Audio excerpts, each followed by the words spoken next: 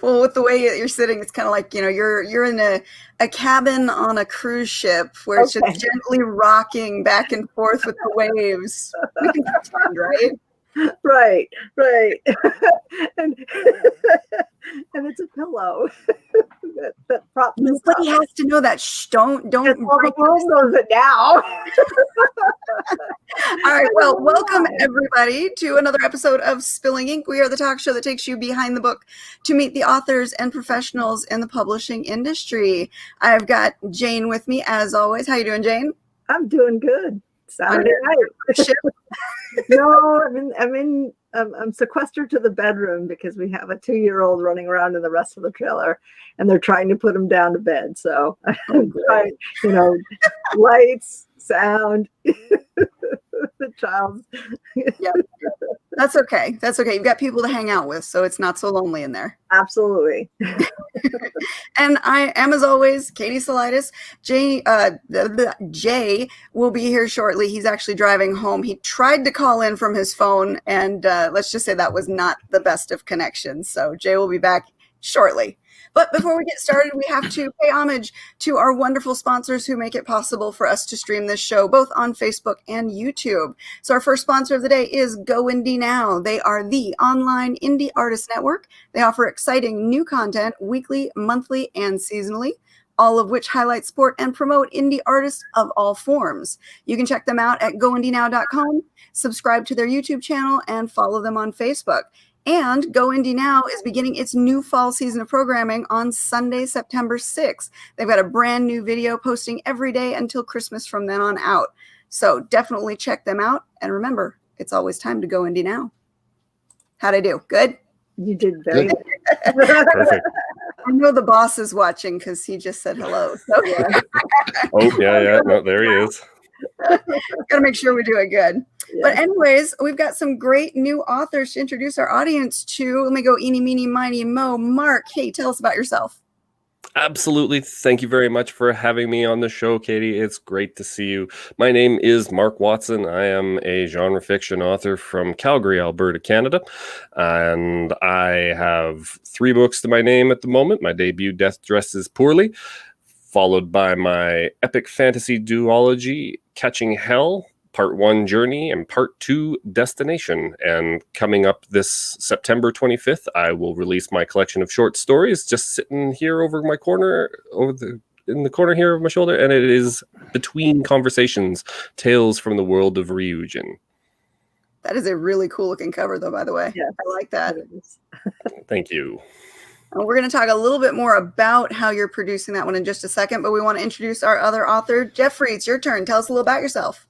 Hi, I'm Jeffrey A. Carver. I write hard science fiction novels, well, somewhere in the borderland between hard SF and space opera. And I've been writing since the mid-1970s. And one of the things I've been working on for quite a number of years is a series called The Chaos Chronicles. And I was published traditionally for most of my career. And the first part of The Chaos Chronicles was published by Tor Books. And the most recent, it took me 11 years to write book 5, and it was too long to be one book, so now it's 2 books, books 5 and 6, and that's The Reefs of Time, which I'm going to try to show you here. Yep. And Crucible of Time. Oh, that's pretty. Nice. So those I wound up not publishing traditionally, but publishing independently. At the time, I was part of an author co-op called Bookview Cafe, and I got a lot of backup from them. And I had been publishing independently my backlist for a long time, so I was familiar with the whole ebook platform and all that. But this was the first time I tried to do print books in a serious way, and also to release a new book as an indie writer. And that was quite a steep learning curve for me. Most people, the first time they try and publish something on their own, they very quickly learn how many steps are actually involved in the process, because when you go from traditional to indie, the traditional side of it, you have the hard process of getting somebody interested. Mm-hmm. Whereas indie, you have to take every single step to make that book your own. And there's a lot involved in it. And it's not just the production, it's the marketing and getting the reach. It was in particular the marketing and getting the reach. It was a real major challenge. Yeah. Yeah, that's the hardest part too. And the problem with marketing is it's not one size fits all. So when you go to market your books, you could try things that you see other authors doing and may not see the same results, even if you're in the same genre. Yeah. Yeah. Oh, for sure. It can be a very personal thing as well. It really depends on what it is that you're attempting to achieve. Like if you're trying to sell 100,000 copies, your approach is going to be a whole lot different than if you're only trying to sell 100 and just make yourself feel better. So there is no tried and true path. It's going to be different for everybody. And I have never met another author who was like, wow, you were following the exact same marketing plan that I am. It doesn't happen. No. Even if, like, Jane, you had told me about a class learning how to do specifically Amazon advertising, just the one platform. And you could follow the program to a T. And between Jane and I, we didn't get the same results. Right. And the steps seem so simple. They really do. They seem so simple, but when you employ them, you find out. It didn't look simple at all to me when I looked up how to do that. It looked like a time sink from hell. Well, and that's the bottom line, though. A lot of good marketing is just consistency with trying to reach the market. Consistency, making sure you're hitting the market, because that's a big one. Especially I blend genres sometimes, and that makes it really hard to sell it.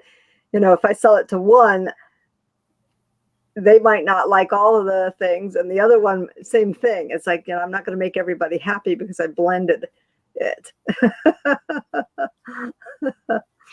All right, so here we go. Real questions time. So you said, Jeffrey, you said hard sci-fi. And I know sci-fi is one of those tricky genres where people can be very particular about it. Is there a major difference between just sci-fi and hard sci-fi? And is that where you find people are really particular? Well, if you talk about sci-fi, it covers so much ground that it's everything from almost outright fantasy to sociological, psychological. When people talk about hard science fiction, they really mean work that is somehow grounded in scientific reality, but extrapolated into something different. For the extreme use of that phrase, it's I won't say nuts and bolts, but some of the writers write some pretty dense stuff that you really have to be into the science to do that. Now, that's not where I come in. I'm really character oriented, but I try to set my characters into a world that is informed by real science and is feels real to somebody who knows something about science. And I do all sorts of crazy things. I have alien science and I really stretch the boundaries, but I try to keep it connected to a sense of reality. Well, for example, in this current book, I have, you've probably all heard of quantum entanglement, which is, connection between particles at a distance. Well, I took that to an extreme, and I had it involving time travel and distance between the center of the galaxy and the edge of the galaxy. So I used quantum entanglement, and I had actually been to a workshop for science fiction writers on quantum theory, which was a great experience. That's awesome. So I tried to make it feel real, but at the same time, I was coming most of all from the characters and what's happening in their lives and why is it important to us and to the readers. So that's why some people look at my work and say, yeah, that's hard science fiction. Yeah. And other people say, space opera. Space opera is a little more free flowing and galactic empires and things that are, I don't know, a little more out there on the edge. Like your Star Trek, your Star Wars, those are more space operas rather than hard sci-fi. Right? Yeah. Okay. So this. Okay. I've always wondered, because I know a lot of times when we put a book out, at least lately, reviewers are very particular and love to find things to call an author out on. And when it comes to sci-fi, the believability of the science tends to be what they focus on most. Yes. I think it depends a lot on the reviewers, because I mean, the foremost responsibility is to tell a good story and to engross the reader, regardless of what your hook is.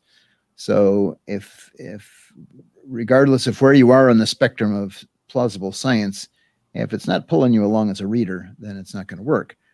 I think that's anything, though. Yeah, yeah, it is. It is. All It's of any us. kind of writing. Yeah. It's all about whether the story is interesting enough to keep you turning the pages. Whether you get your hooks in there. That's right. That's right. Dig them in deep and drag that reader along with you. Yeah. No, I was in a sort of, on one hand, enviable, on the other hand, not so enviable position of continuing a series that had been had 4 books before it, but had had a period of time had passed. So I had a certain audience waiting for the books and looking forward to them, but that audience was getting on in years a little bit, shall we say, and I needed to reach out to gain a wider audience, and that's a little harder when you're coming in the beginning of a series to interest new readers in a book that's in the middle. So I was trying to write a story that somebody could just jump into and enjoy, or they could start at the beginning and enjoy it even more by reading the whole story arc. So that was what I was aiming for. You had mentioned that the book series that you held up for us was too big to be a single volume. Now, was that the determination of your publisher, or did you determine it needed to be broken into 2?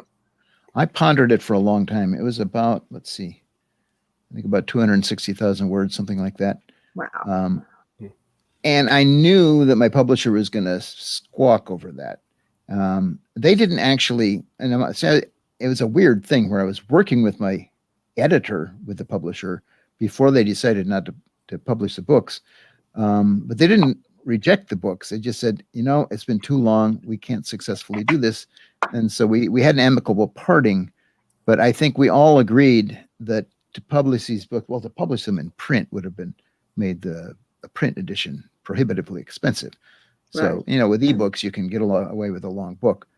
So it just made more sense to make it 2 volumes. But it really is one story. You get to the end of the first book and you go, where's the next book? Because it really does end in the middle of the story arc. And they try to make that clear up front.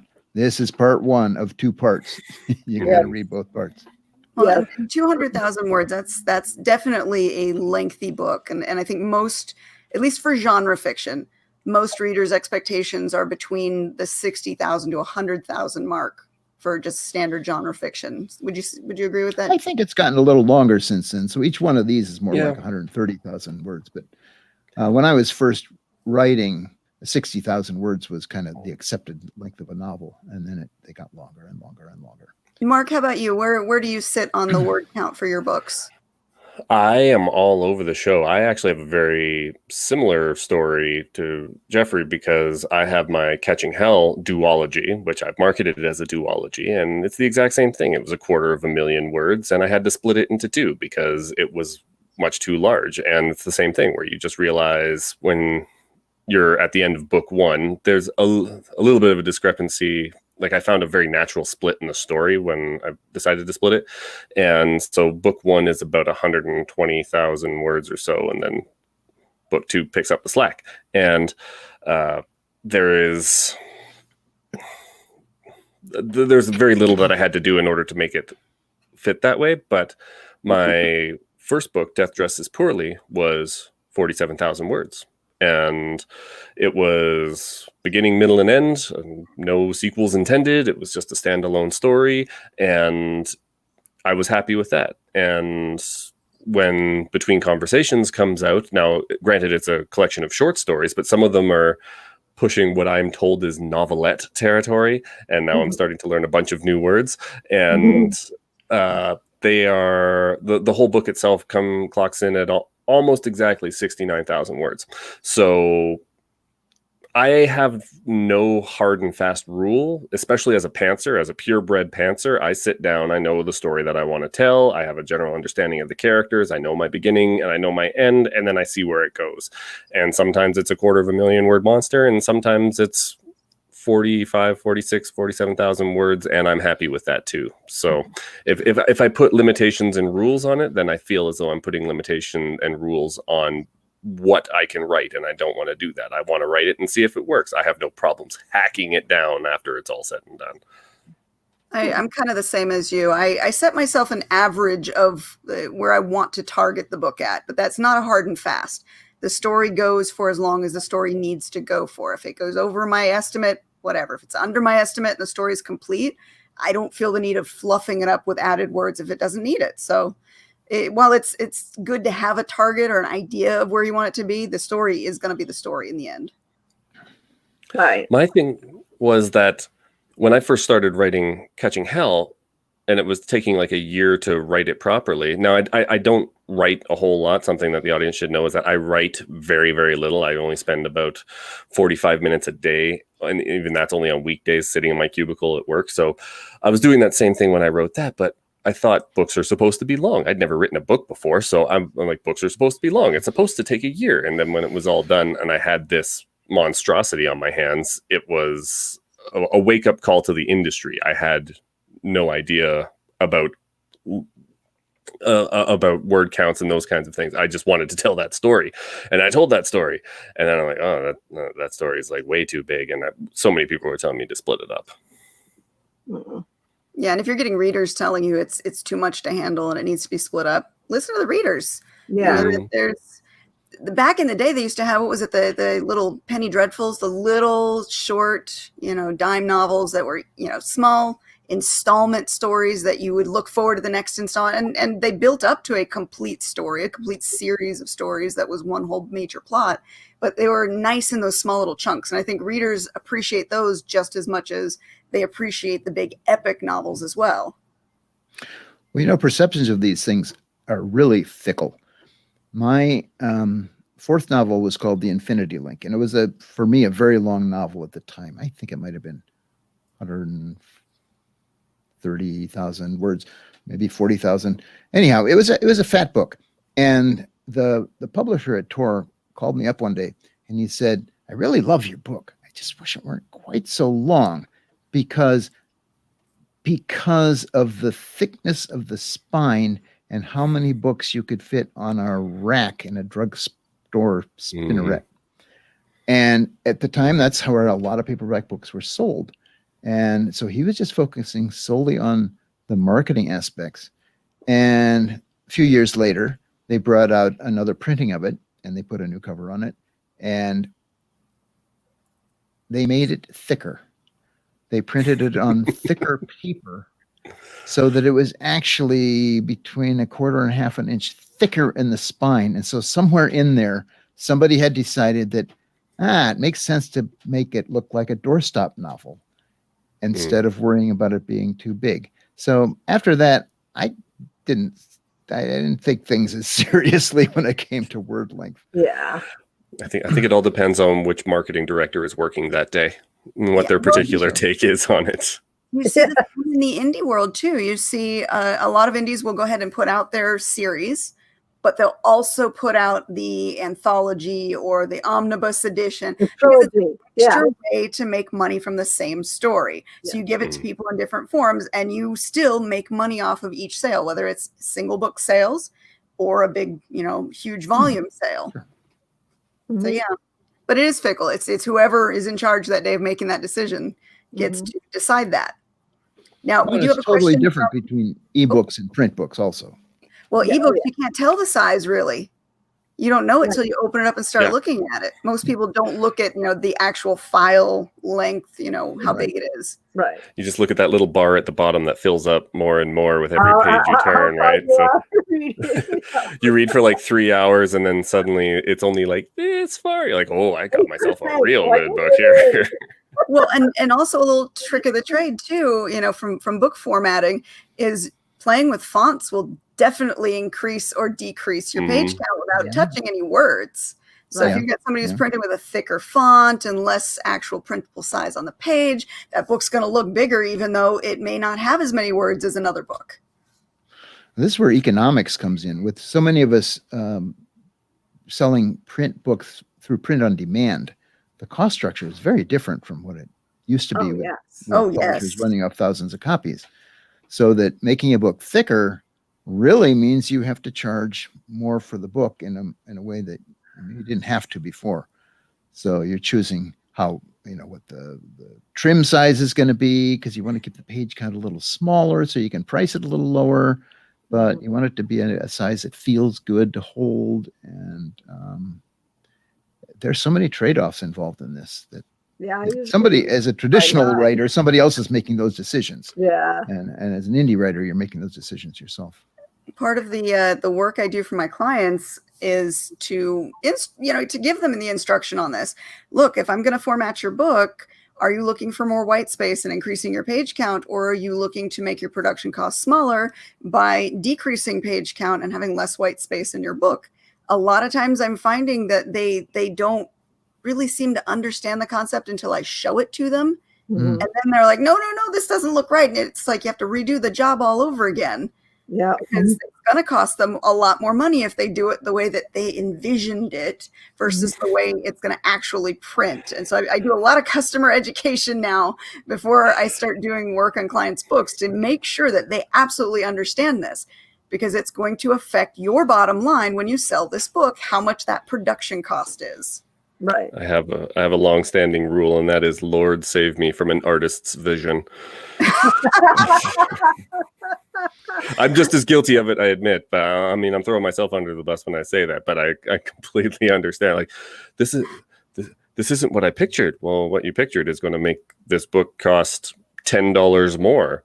Oh, well, is that really going to be that important? Well, and then you got to go through that entire conversation. Yeah, absolutely. I've said it so many times now. I have a Word file that I just copy and paste. Here it is. Here's the breakdown on how the cost structure works based on your book's page count and what your royalties are and what Amazon does 60%, but Ingram does up to 55% discount for wholesaling. And yeah, break it all down. Here's the mathematics. You tell me now. Do you really want to do what you just said? Yes. I think until you've done it once or twice, you really can't tell. No, that's true. That's true. My first print book on my own, I was getting all that advice from the person formatting it, but I just couldn't internalize it all until I really had the book in my hands. And then over time, I started to think, I wish I'd made some different decisions about this. Yep. So I actually went back and redid that book, the first book of the series, once I had the other books out. And when you get into audiobooks, it really changes the economics. Oh, yeah. Oh, the yeah. more That's words, an expensive the more one. it costs. Yeah. That's an expensive one. Before we get to that, though, I do want to address, we have a question from the audience. Joe asks, how do you reveal the scientific elements in using characters as opposed to exposition? Do you like to mostly use dialogue, description, or action, or a good combination of the both? This is back to our sci-fi talk we were having at the beginning of the show. Mm-hmm. Yes. I love a simple answer. That's perfect. That really? Yes. I mean, you reveal some of it through the action. You reveal some of it through the narrator's exposition, some of it through the character's dialogue. I think the key is to sort of weave it so that you get little bits in different ways and the reader doesn't feel overloaded with any particular element of it.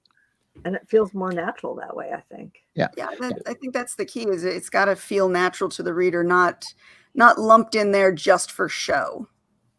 Yeah, you're doing think of it as maybe as a tapestry, not a big mosaic of huge chunks of things. I skirted around it a little bit. Also, hello, Joe. I'm saying hi because one of my favorite people in the writing world. Glad to see him.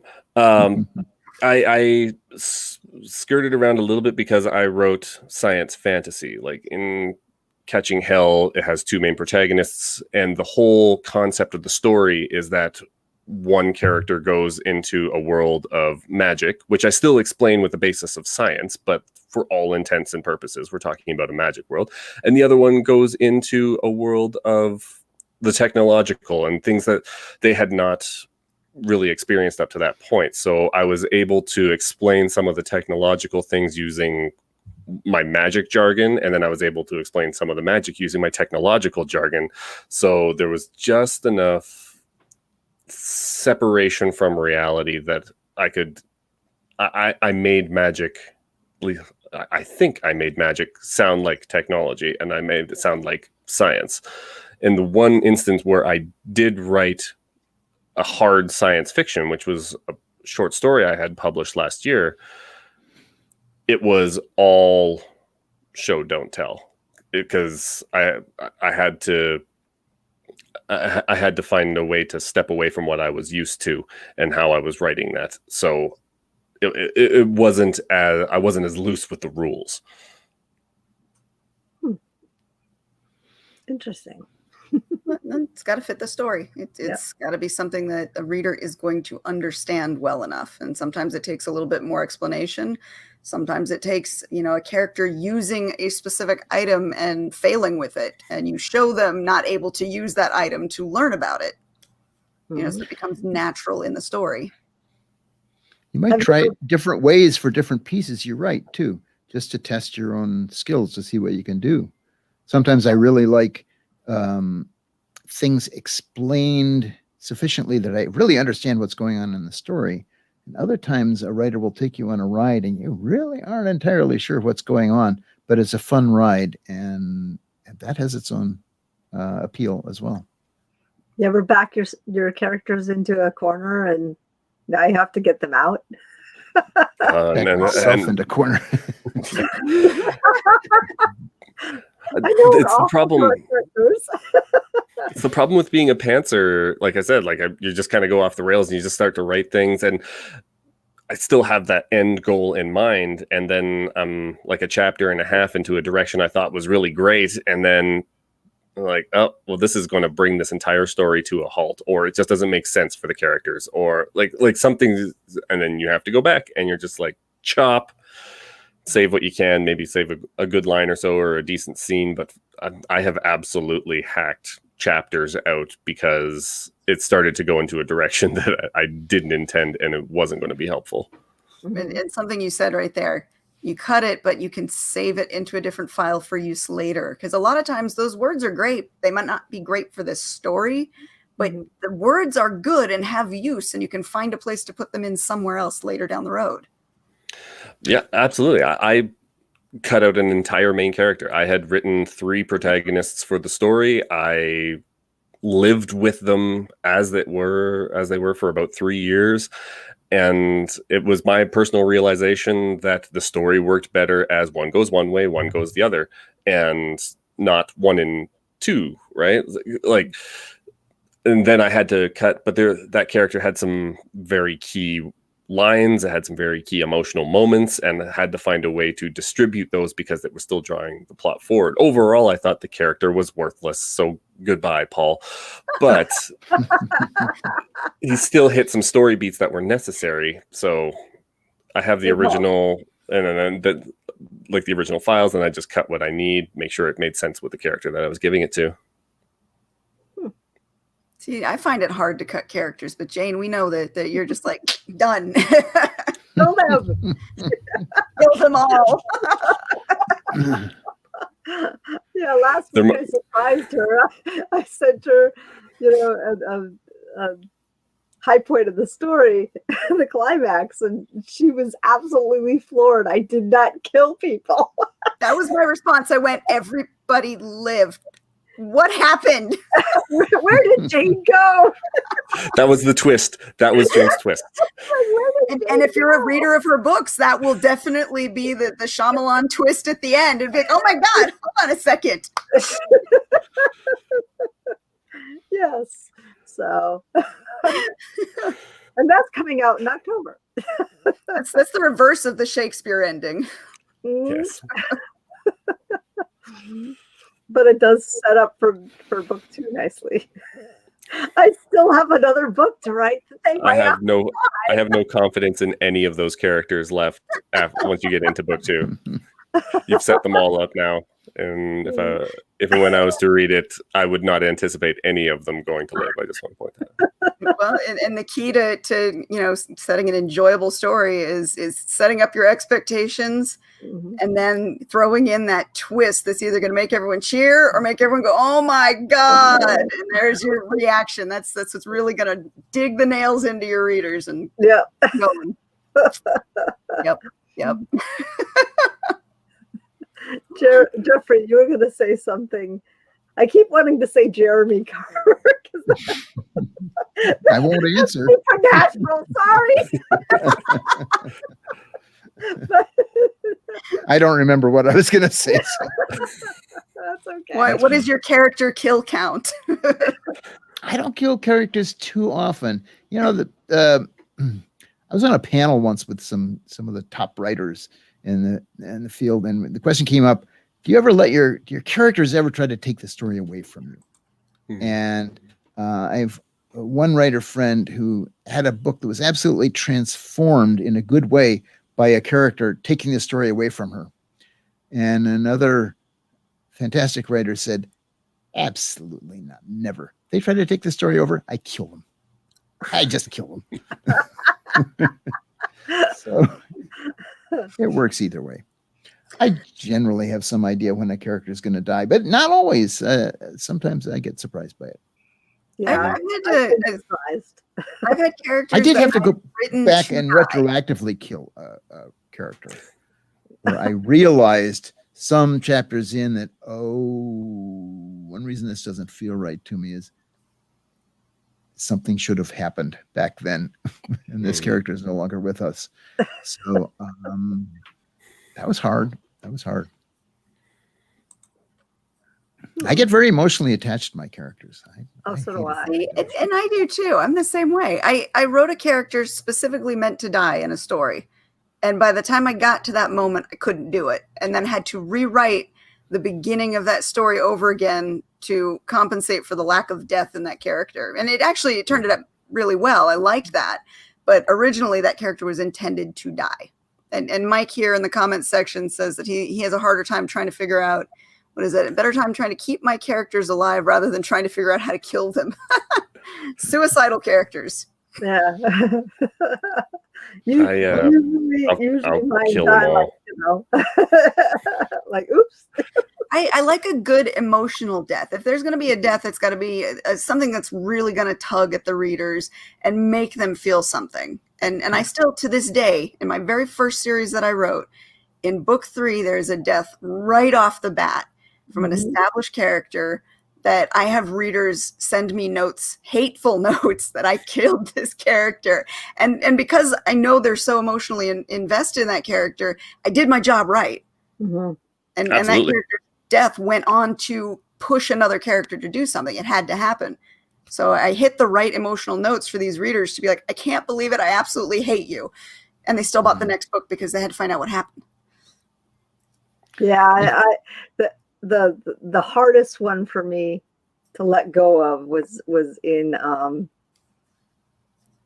my God. Anita says that her latest characters are immortal, so she can kill them multiple times. but at the ending of Fire, I keep saying Firestarter. No, that's not it. Fire Cursed. It's one of those days. I've been with a 2-year-old all day. At the end of Fire Curse, that was a hard one for me, but it was the only logical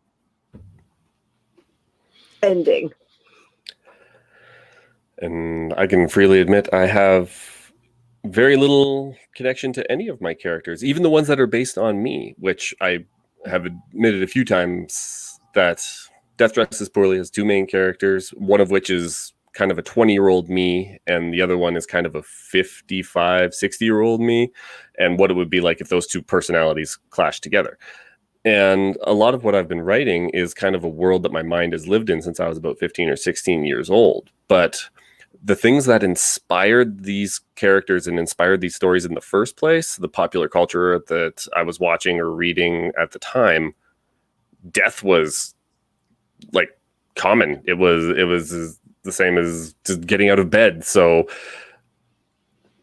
I was willing to kill characters and not get attached to them, knowing that the character's death will achieve something for like you were saying, like you have to kill that character at the start of that book because it motivates somebody else, and that's probably the best possible reason to do it. 'Cause more than driving the story is that character's death, even if you are completely in love with them, is going to make another character even more enjoyable. It's going to make them even more rich. Yeah. Oh, absolutely. Yeah. I have written a death scene that surprised me. I did not intend for it to happen. And after I wrote it, I reread it and I burst into tears. But I was writing so fast and the story was just taking off on its own. And then that happened. And I was like, oh, what have I done? But I left it. and that's, perfect example of the story getting away with you. The characters are leading and you're essentially just a reporter at that point. I'm just, okay, what's going on? And you're just recording the events. Mm-hmm. The counterpoint to what Katie was saying about creating a character for the purpose of killing the character off later. I sometimes introduce characters without really knowing why. And in this current book, a small animal became part of the company on this adventure, and I wanted an animal on the ship, and she gradually became more and more important. And then I don't want to give anything away, but I guess I will. Spoilers. Yeah, let's just say that there's a heroic death in the book, and it choked me up to write it, and No. completely unplanned. But Jane and I, we had conversations about that because we co-wrote a series last year. Yes. And there was a point where Jane was willing to have a death that I was not willing to accept, and we had to go over that a few times. Yeah, we had to have a conversation, and I'm like, okay, you're right. I'm like, but it would, and she's like, no. I'm like, okay. I put my foot down. I was like, you can't do this. The hazards of co-writing. Yeah, well, I mean, it was the best experience of a co-writing thing that I've ever had. So, well, outside of my son. we have a very similar viewpoint. We write in very similar genres, and we're both analytical. So even though we're pantsers as we write, when it comes to these plot points that we hit, we look at it on every angle, and we had very lengthy discussions about, okay, this is what this outcome could be. And if you do this, this is the outcome. And so we would go over a lot of these points together and make our valid arguments before, really putting the foot down and saying this is or this isn't going to happen. So that worked in our favor. Yes. And we've been beta reading for each other for years. Yeah, so we're very familiar with each other's style. Yes. So, what is Rebekah saying? It's page 10 where I killed people. No, she's making fun of me again. You have to put the one above that. Did I miss it? Hold on, let's see. Yes, the Shyamalan-esque twist that surprised even you. Yeah, see, and that's the thing as a pantser, you're experiencing the story in real time with your characters. Mm-hmm. And even though you may have an idea of where you want it to go, it doesn't go that direction. You have that moment of excitement that you hope your readers feel when you write it. If it really gets you, it's this way instead of this way. Oh, I like that. Co-writing is like playing chess. Your move. I don't know. We were more like leapfrog. Yeah, we did. We were definitely leapfrog. Well, that's the other thing about being a pantser is you can write yourself into a corner. And I think you guys have all experienced that at some point, right? Where you've written something, not 100% sure of where it's going, and then you hit that wall and you're like, crap. Well, with the for me, it feels less like a corner and more like heading off on a detour that's wandering into the wilderness, and I'd better come back and take a different fork in the road. Yeah. I think it's the main reason I would have a problem co-writing anything. It's not something that I've ever done before, but so far, at least for all the stories that I've written, I know how I'm going to get to my end, and I'm going to try and get there on my own. I'm not against the possibility of co-writing something. I'm so married to my process that I think I'd have a really hard time letting somebody else in. And that's true. That's true. Not all co-writing relationships are good. It's kind of like a marriage. you have to be willing to compromise. You have to be willing to see the other person's viewpoint, and you both have to have a similar vision for where that story is going to go. And if any one of those components isn't there, it doesn't work. Yeah, it doesn't work. And thankfully, we're on the same page and we feed off of each other. So, yeah, and that's why we leapfrogged. I would run into the wall and she would find the bridge between where I stopped and the next chapter, which was perfect. Good. And vice versa. You know, if I had other scenes, you would find the bridge. It was an amazing experience, and I'd do it again in a heartbeat. Yeah, eventually we do need to write another one. Yes. But it's true that not all of those relationships work out. It's very hard to find two authors who are compatible enough to have the same vision and write the story. And we did 3 in 6 months. Yeah. We did a whole series in a very short period of time because we were on that wavelength together. Mm-hmm. It was awesome. It's like a marriage. I'm screwed, Joe says.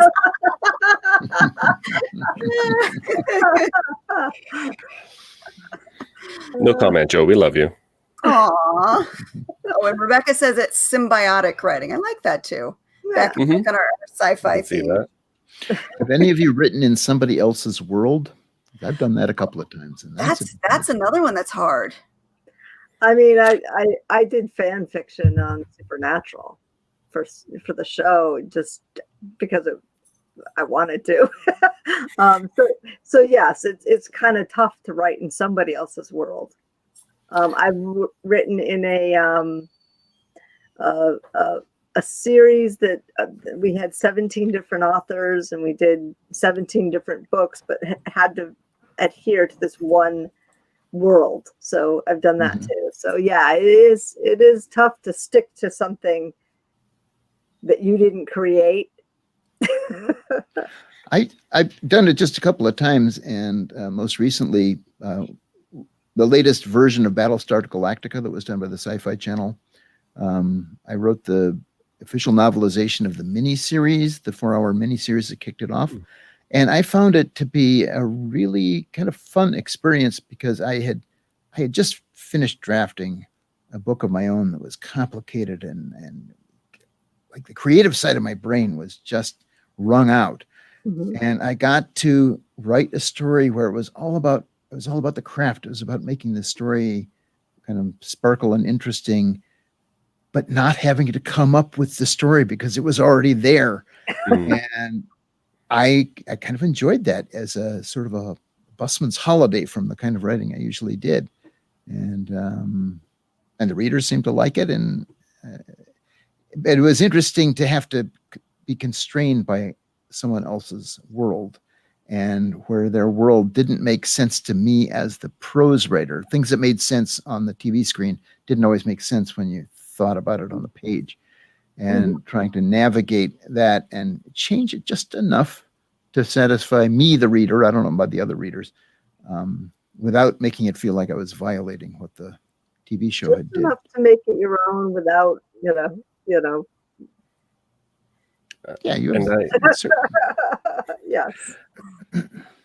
And I haven't written in someone else's world when it comes to like a novel or even a short story, but I have been a member of a writing crew for a video game in continuing development. So 2 very good friends of mine had crafted the story for a video game that they're working on, and they brought me on as an environmental writer. So I had to craft locations, side characters, and those kinds of things. So I was still playing in their sandbox, but I was bringing some of my own toys.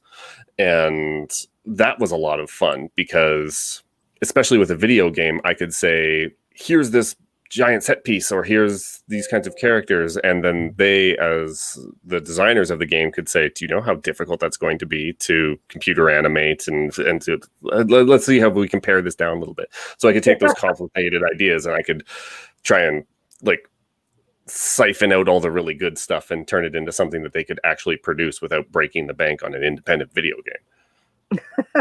Yeah. I think I would have the hardest time writing in another person's world.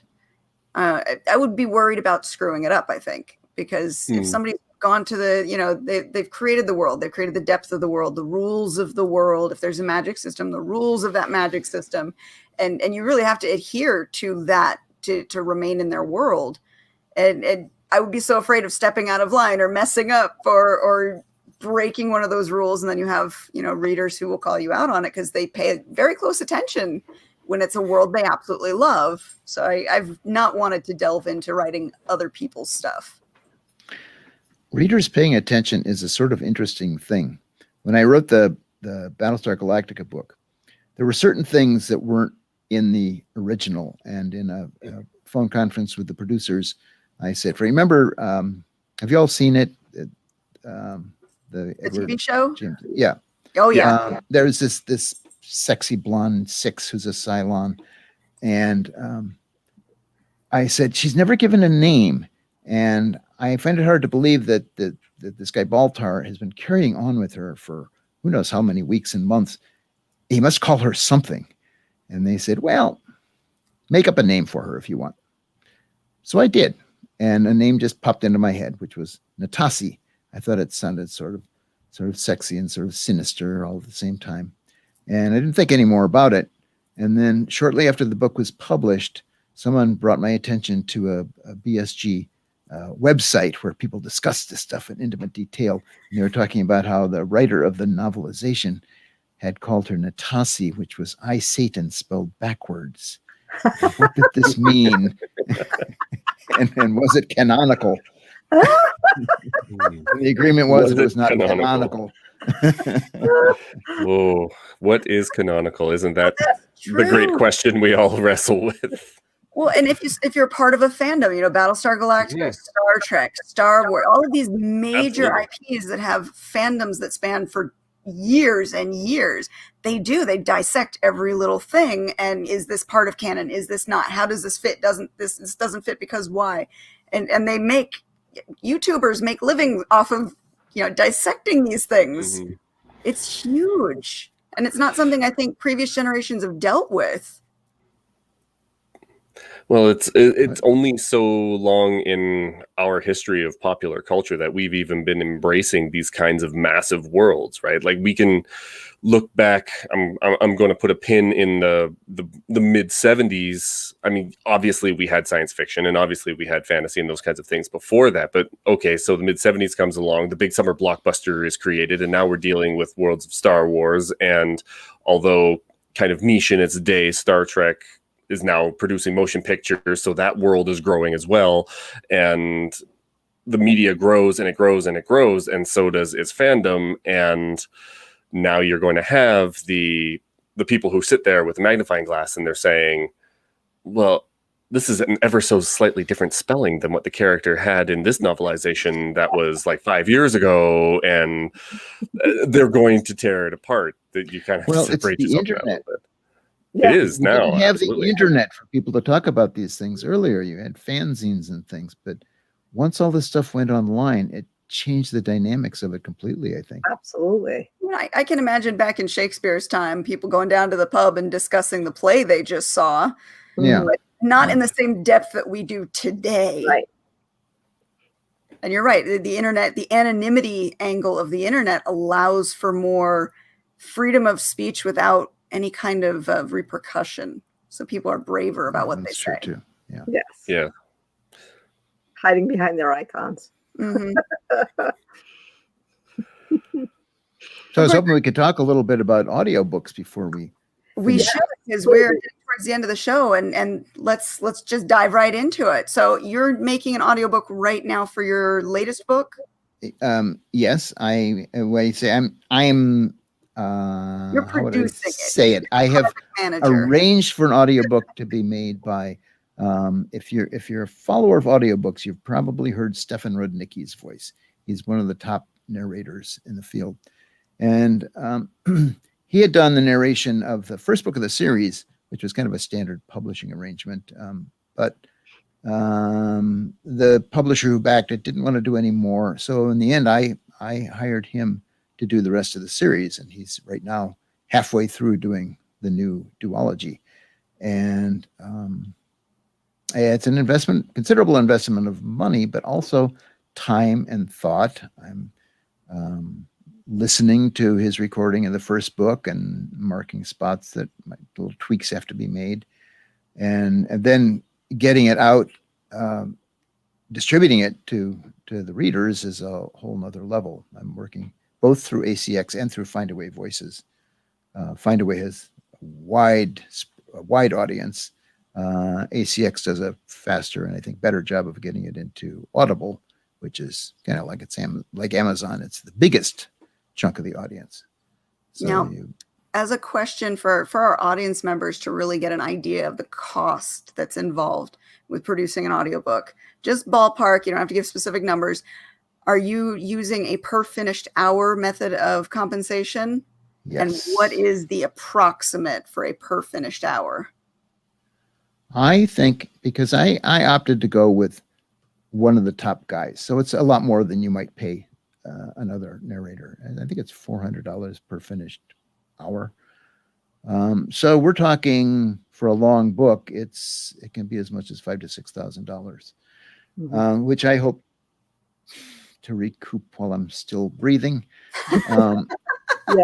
If not, maybe my children will. Yeah. But then any income from that is mine for forever. Well, for the duration of copyright, I guess. And that's certainly there are lots of ways to do it for less money if you want to work with maybe a newer narrator who doesn't have the track record and doesn't command quite so much. Also, he's not just a great narrator. He works with a director. He works with an engineering crew that produces the finished book. And it's a little bit different from hiring someone who's going to direct him or herself and do the editing and so on. And there's no right way to do this. I just, I wanted to do it in the way that was most satisfying to me. So that's what I've done with it. Yeah. And when you produce an audiobook at this level, you're the project manager. You're guiding the production of it. They still have their nuts and bolts they've got to do. They got to do the readings. They've got to have the audio engineer physically take those tracks and make them perfect and link them and space them out appropriately. So there's a lot behind the scenes that they're doing. You're just guiding the direction of how this works. Yeah, I think that's a fair statement. And to Mike's comment about price, there is a discrepancy on price because, like Jeffrey was saying, you're picking a producer or a person to read your story who's going to have their own income per finished hour. And that could include their engineer. It could not. So somebody who is more in demand is always going to cost more than somebody who is newer to the field. So your cost will vary. Your cost can also vary depending on what model you choose, whether it's you pay up front for the book to be done, whether you do a royalty share agreement, or whether you do a hybrid of the two, where you pay a certain amount up front and then share a percentage of royalties for whatever length of the contract is. So you really want to understand what you're getting into and look at all the models before you make a decision on how to do it. And that's going to decrease or increase what your cost is. Right. And if you're going through the hybrid model or the royalty share, you're locked in for 7 years. Yeah. Once that goes live.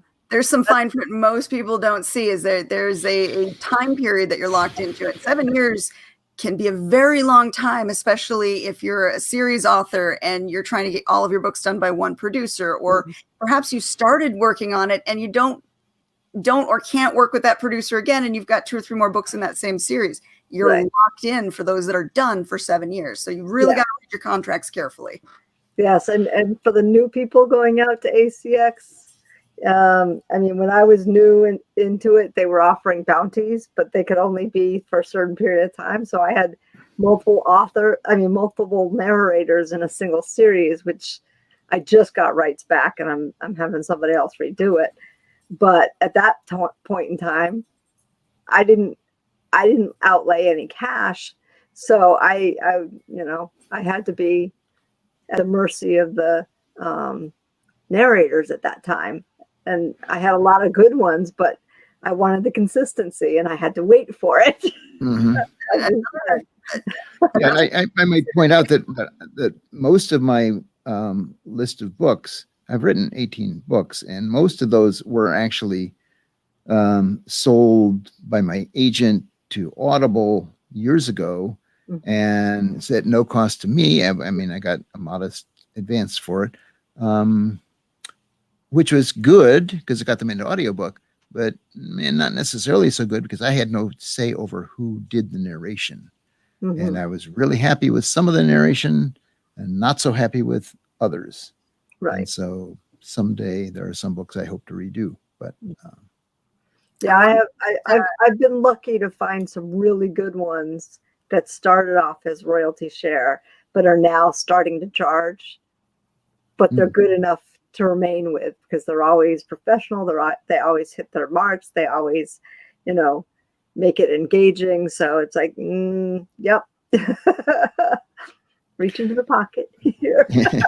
And you want the voice that's right for your story too. Right. Not all voices are right for all stories. So. Exactly. Anita, I don't know if Findaway Voices has a better royalty share agreement. I just know that they offer different royalty shares. Well, I can address that question. Findaway does have a better royalty share for their extended marketplace. However, if you're going to be, Audible for most people, I think, has the lion's share of the market, and you will get more on your Audible sales if you take your books through ACX as a non-exclusive. You get the highest royalty if you go exclusive with them, but I didn't want to go exclusive with them. So Findaway, when they distribute to Audible, also use ACX. So you're actually getting a little less royalty on the ACX money through Findaway, but better royalties on the Nook, the ebook store, the iTunes, a lot of the other markets. So it's not really obvious which is giving you the better royalty deal. Now, ACX did change their platform a little bit this summer. They used to give you the 25, I think, audio codes to distribute to get review copies out there to people, and you used to actually earn a royalty on those. They no longer do that.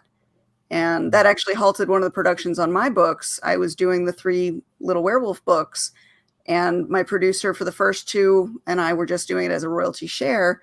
But because the cost involved and recouping wasn't happening as fast because I no longer had the ability to get any of my review copies, royalties earned on them, which usually those would go instantly. So it was like an instant income after a book would come out. She said we had to hold off because the cost to her by using an engineer to help make sure that sound quality is actually absolutely perfect, even if we're royalty share, she still has to pay her engineer, which I completely understand. So we're holding off until we can do a better, a little bit upfront royalty share model so I can use her again. And that just means I can't do anything till I have the money. Mm-hmm. So the little things and little changes that the companies make can affect whether or not you're going to be able to do that next book with that same producer, or if you have to hold off a little bit. Right. So I'd be interested in knowing if you have any good tips on the marketing, getting audiobooks reviewed and that sort of thing, because that's another tough nut to crack. That is a very hard one. That would probably take a full episode for us to go over. So we might have to bring you back on, Jeff, for that one. Yeah. Okay, but I'll be all ears. But speaking of that, we are at the end of our show. So I want to just offer you guys a few minutes real quick before we do our end of show. And just let us know if you have anything you want the audience to be aware of, any books you have on sale. Just take, whatever time you need. Mark, go ahead and go first. Thank you. I do have a book, as I said, coming out. It's Between Conversations, Tales from the World of Reunion. It is my short story collection of 9 different stories that all take place in a different genre built into the same world. And the stories are told chronologically. So starting in the year 1600 with historical fantasy and moving all the way to thousands of years into the future, because as a fantasy writer, obviously I have destroyed the world a number of times. And so it's talking about how the world is dealing with that without dealing with the main characters. I also have the books that those are from. That's my, I'm holding them up here. There we go. That's my Catching Hell books. There we go. Thank you. So that's Catching Hell Part 1, and Catching Hell Part 2. So those start the world of Ryujin, and then there's my little darling, and you have to excuse it because it has green on the cover. Actually, I'll put it over here. It's got green on the cover, so obviously it's being eaten up by my green screen, but actually it kind of looks kind of cool. It looks really cool. I think it looks really cool like that. So this is my urban fantasy dark comedy Death Dresses Poorly. And I like to say that the writing is similar to Douglas Adams with a significant amount more swearing. So that is what I've got going on. And Between Conversations will be out on September 25th. You can find it right now to pre-order on Amazon. Awesome. And that book cover does look really cool. Yeah. You're right. All right, sending it over to Jeffrey. Go ahead. Well, you can find me at starrigger.net and read all about my different books.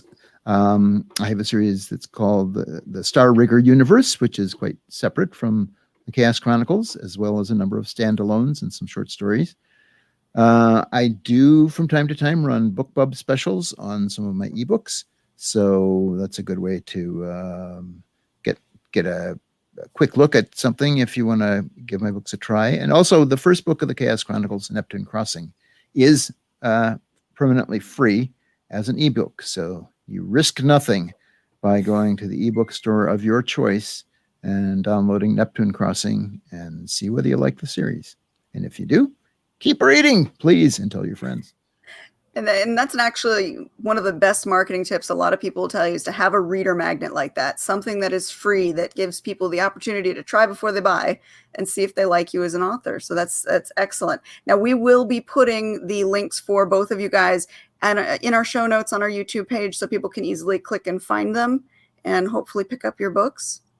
And we are actually at time right now, so that was like perfect. But before we go, we've got to give a shout out to Rebekah Jonesy. She is our other sponsor, which allows us to stream this wonderful show on both platforms, Facebook and on YouTube. So Rebekah Jonesy is the author of Realistic Fantasies, both sexy and killer. Her link will also be in the show notes below at the end of our show. So check her books out, as well as check out Go Indie Now and their new shows starting on September 6th. Until then, guys, we've had a wonderful show. Thanks for hanging out with us, and we will see you guys next time. Thank you.